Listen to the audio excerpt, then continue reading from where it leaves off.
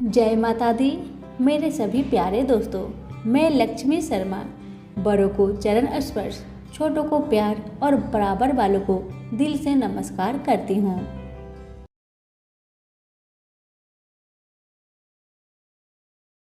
प्रेम से बोले विष्णु भगवान की जय हो। आज मैं आप सभी को बैसाख स्नान की महिमा बताने जा रही हूँ। वीडियो को पूरा देखें और दूसरों को भी शेयर करें। अम्बरीश बोले, मुनि श्रेष्ठ, आपने बड़ी अच्छी बात बताई, इसके लिए आपको धन्यवाद है। आप संपूर्ण लोकों पर अनुग्रह करने वाले हैं। आपने भगवान विष्णु के सगुण एवं निर्गुण ध्यान का वर्णन किया। अब आप भक्ति का लक्षण बतलाए। साधुओं पर कृपा करने वाले महर्षि मुझे यह समझाए कि किस मनुष्य को कब, कहाँ, कैसे और किस प्रकार भक्ति करनी चाहिए। सूत जी कहते हैं, राजाओं में श्रेष्ठ महाराज अम्बरीश के वचन सुनकर देवर्षि नारद जी को बड़ी प्रसन्नता हुई। वे उनसे बोले, राजन सुनो, भगवान की भक्ति समस्त पापों को नाश करने वाली है। मैं तुमसे उस भक्ति का भली भांति वर्णन करता हूँ। भक्ति अनेकों प्रकार की बताई गई है। मानसी, वाचिकी, कायिकी, लौकिकी, वैदिकी तथा आध्यात्मिक की। ध्यान धारणा, बुद्धि तथा विद्यार्थ के चिंतन द्वारा जो विष्णु को प्रसन्न करने वाली भक्ति की जाती है उसे मानसी भक्ति कहते हैं। दिन रात अश्वश्रांत भाव से वेद मंत्र उच्चारण, जप तथा आरण्यक आदि के पाठ द्वारा जो भगवान की प्रसन्नता का संपादन किया जाता है उसका नाम वाचिकी भक्ति है। व्रत, उपवास और नियम के पालन तथा पांचों इंद्रियों को संयम द्वारा की जाने वाली आराधना कायिकी भक्ति कही गई है। यह सब प्रकार की सिद्धियों को संपादन करने वाली है। पाद में अर्थ आदि उपचार, नित्य वाद, गीत, जागरण तथा पूजन आदि के द्वारा जो भगवान की सेवा की जाती है उसे लौकिक भक्ति कहते हैं। ऋग्वेद, यजुर्वेद और सामवेद के जप संहिताओं के अध्ययन आदि तथा हविष्य की आहुति, यज्ञ आदि के द्वारा की जाने वाली उपासना का नाम वैदिकी भक्ति है। विज्ञ पुरुषों ने अमावस्या, पूर्णिमा तथा विषु आदि के दिन जो याग करने वाले आदेश दिया है वह वैदिकी भक्ति का साधक है। अब मैं योगजन्य आध्यात्मिकी भक्ति का वर्णन करता हूँ। सुनो, योगज भक्ति का साधन सदा अपनी इंद्रियों को संयम रखकर प्राणायाम पूर्वक ध्यान किया जाता है। विषयों से अलग रहता है। वह ध्यान में देखता है भगवान का मुख अनंत तेज से उद्दीत हो रहा है। उनकी कटी के ऊपरी भगतल लटका हुआ योगो पवित्र शोभा पा रहा है। उनका शूल वर्ण है, 4 भुजाएं हैं। उनके हाथों में वरद एवं अभय की मुद्राएं हैं। वे पीड़ित वस्त्र धारण किए हुए हैं तथा उनके नेत्र अत्यंत सुंदर है। वे प्रसन्नता से परिपूर्ण दिखाई देते हैं। राजन, इस प्रकार योग मुक्त पुरुष अपने हृदय में परमेश्वर का ध्यान करता है। जैसे प्रज्वलित अग्नि काष्ठ को भस्म कर डालती है, उसी प्रकार भगवान की भक्ति मनुष्य के पापों को तत्काल दग्ध कर देती है। भगवान श्री विष्णु की भक्ति साक्षात सुधा का रस है, संपूर्ण रसों का एकमात्र सार है। इस पृथ्वी पर मनुष्य जब तक उस भक्ति का श्रवण नहीं करता उसका आश्रय नहीं लेता, तभी तक उसे सैकड़ों बार जन्म, मृत्यु और जरा के आघात से होने वाले नाना प्रकार के दैहिक दुख प्राप्त होते हैं। यदि महान प्रभावशाली भगवान अनंत का कीर्तन और स्मरण किया जाए तो वे समस्त पापों का नाश कर देते हैं, ठीक उसी तरह जैसे वायु मेघ का तथा सूर्य अंधकार का विनाश कर डालते हैं। राजन, देव पूजा, यज्ञ, तीर्थ स्नान, व्रत अनुष्ठान, तपस्या और नाना प्रकार के कर्मों से भी अंत कारण की वैसी शुद्धि नहीं होती जैसे भगवान अनंत का ध्यान करने से होती है।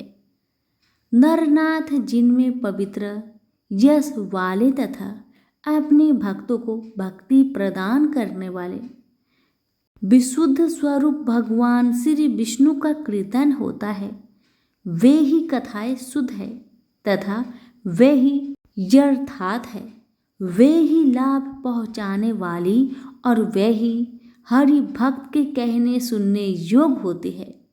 भूमंडल के राज्य भार संभालने वाला धीरचित महाराज अम्बरीश, तुम धन्य हो, क्योंकि तुम्हारा हृदय पुरुष उत्तम के ध्यान में एक दान हो रहा है तथा सौभाग्य लक्ष्मी से सुशोभित होने वाली तुम्हारी नैष्टिक बुद्धि श्री कृष्ण चंद्र की पुण्यमयी लीलाओं श्रवण में प्रवृत्त हो रही है।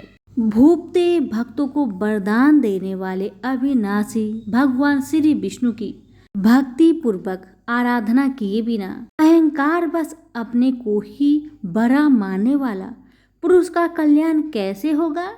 भगवान माया के जन्मदाता है, उन पर माया का प्रभाव नहीं पड़ता। साधु पुरुष उन्हें भक्ति के द्वारा ही प्राप्त करते हैं, इस बात को तुम भी जानते हो। राजन, धर्म का कोई भी तत्व ऐसा नहीं है जो तुम्हें ज्ञात ना हो।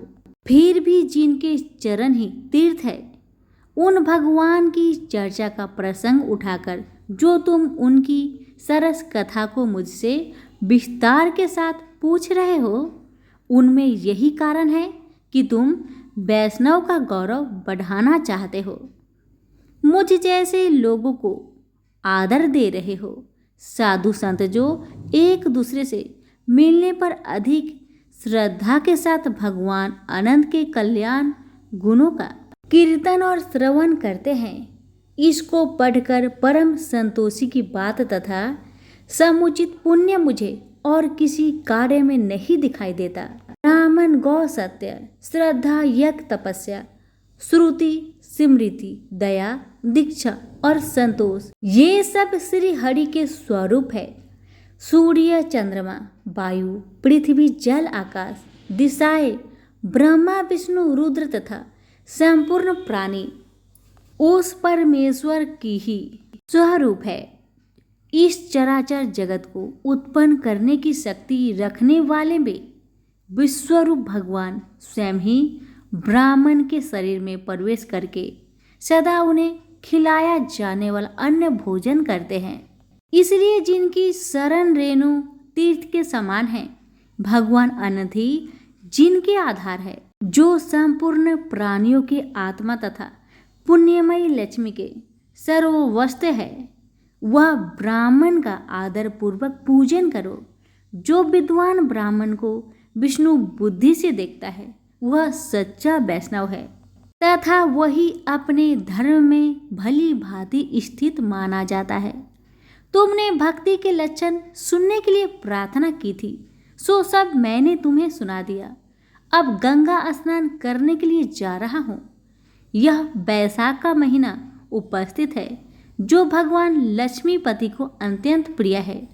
इसको भी आज शुक्ल सप्तमी है। इसमें गंगा का स्नान अत्यंत दुर्लभ है।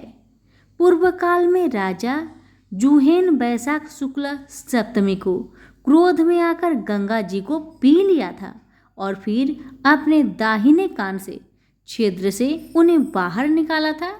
अतः जाह्नवी कन्या होने के कारण गंगा को जाह्नवी कहते हैं।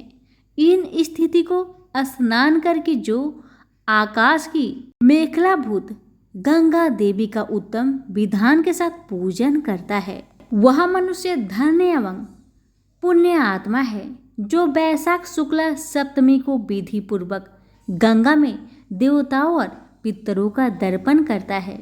उसे गंगा देवी कृपा दृष्टि से देखती है तथा वह स्नान के पश्चात सब पापों से मुक्त हो जाते हैं। वैशाख के समान कोई मास नहीं है तथा गंगा के सदृश दूसरी कोई नदी नहीं है। इन दोनों का संयोग दुर्लभ है। भगवान की भक्ति से ही ऐसा सुयोग प्राप्त होता है। गंगा जी का प्रादुर्भाव भगवान विष्णु के चरणों से हुआ है। वे ब्रह्मलोक से आकर भगवान शंकर के जटा जूट में निवास करती है। गंगा समस्त दुख का नाश करने वाली है। वे अपने 3 स्रोतों से निरंतर प्रवाहित होकर तीनों लोगों को पवित्र करती है। उन्हें स्वर्ग पर चढ़ने के लिए सीढ़ी माना गया है। वे सदा आनंद देने वाली, नाना प्रकार के पापों को हरने वाली, संकट से तारने वाली, भक्तजनों के अंतःकरण में दिव्य प्रकाश फैलाने वाली, लीला से सुशोभित होने वाली, सागर के पुत्र को मोक्ष प्रदान करने वाली, धर्म मार्ग में लगने वाली तथा 3 मार्गों से प्रवाहित होने वाली गंगा देवी तीनों लोकों का श्रृंगार है। वे अपने दर्शन, स्पर्श, स्नान, कीर्तन, ध्यान और सेवन से हजारों पवित्र तथा अपवित्र पुरुष को पावन बनाती रहती है। जो लोग दूर रहकर भी तीनों समय गंगा गंगा गंगा इस प्रकार उच्चारण करते हैं, उनके 3 जन्मों का पाप गंगा जी नष्ट कर देती है। जो मनुष्य 1000 योजन दूर से भी गंगा स्मरण करता है, वह पापी होने पर भी उत्तम गति को प्राप्त होता है। राजन, वैशाख शुक्ल सप्तमी को गंगा जी का दर्शन विशेष दुर्लभ है। भगवान श्री विष्णु और ब्राह्मण की कृपा से ही उन दिन उनको प्राप्ति होती है। वैशाख के समान महीना और माधव के समान कोई देवता नहीं, क्योंकि पापों के समुद्र में डूबते हुए मनुष्य के लिए माधव ही जहाज का काम करते हैं। माधव मास में जो भक्ति पूर्वक दान, जप, हवन और स्नान आदि शुभ कर्म किए जाते हैं, उनका पुण्य अक्षय तथा 100 करोड़ गुना अधिक होता है। जिस प्रकार देवताओं में विश्वात्मा भगवान नारायण देव श्रेष्ठ है, जैसे जप करने योग मंत्रों में गायत्री सबसे उत्कृष्ट है, उसी प्रकार नदियों में गंगा जी का स्थान सबसे ऊंचा है। जैसे संपूर्ण स्त्रियों में पार्वती, तपने वाले में सूर्य, लाभों में आरोग्य लाभ, मनुष्यों में ब्राह्मण, पुण्यों में परोपकार, विद्याओं में वेद, मंत्रों में प्रणव, ध्यान में आत्मचिंतन, तपस्याओं में सत्य और स्वधर्म पालन, शुद्धियों में आत्मशुद्धि, दानों में अभय दान और गुण में लोभ का त्याग ही सबसे प्रधान माना गया है। उसी प्रकार मासों में वैशाख मास अत्यंत श्रेष्ठ है। पापों का अंत वैशाख मास में प्रातः स्नान करने से होता है। अंधकार का अंत सूर्य के उदय से तथा पुण्य का अंत दूसरों की बुराई और चुगली करने से होता है। राजन, कार्तिक मास में जब सूर्य तुला राशि पर स्थित हो, उस समय जो स्नान दान आदि पुण्य कार्य किए जाता है, उसका पुण्य परार्ध गुना अधिक होता है। माधव मास में जब मकर राशि सूर्य हो, तो कार्तिकी अपेक्षा भी 1000 गुना उत्तम फल होता है। और वैशाख मास में मेष की संक्रांति होने पर माघ से भी 100 गुना अधिक पुण्य होता है। वे ही मनुष्य पुण्य आत्मा और धन्य है जो वैशाख मास में प्रातःकाल स्नान करके विधि विधान से भगवान लक्ष्मीपति की पूजा करते हैं। वैशाख मास में सवेरे का स्नान, यज्ञ, दान, उपवास, हाविष्य भक्षण तथा ब्रह्मचार्य का पालन ये महान पातकों का नाश करने वाला है। राजन, कलयुग में वैशाख की महिमा गुप्त नहीं रहने पाएगी, क्योंकि उस समय वैशाख स्नान का महात्म्य अश्वमेध यज्ञ के अनुष्ठान से भी बढ़कर है। कलयुग में परम पावन अश्वमेध यज्ञ का अनुष्ठान नहीं हो सकता। उस समय वैशाख मास का स्नान ही अश्वमेध यज्ञ के समान विहित है। कलयुग के अधिकांश मनुष्य पापी होने उनकी बुद्धि पाप में ही आसक्त होगी, अतः वे अश्वमेध का पुण्य को, जो स्वर्ग और मोक्ष रूप फल प्रदान करने वाला है, नहीं जान सकेंगे। उस समय के लोग अपने पापों के कारण नरक में पड़ेंगे। अतएव कलयुग के लिए अश्वमेध यज्ञ का प्रचार कम कर दिया गया और उसके स्थान पर वैशाख मास के स्नान का विधान किया गया है। यहीं पर हमारी आज की वैशाख स्नान का महिमा समाप्त हुआ। प्रेम से बोलिए विष्णु भगवान की जय हो। वीडियो अच्छी लगे तो दूसरों को शेयर जरूर करें। धन्यवाद।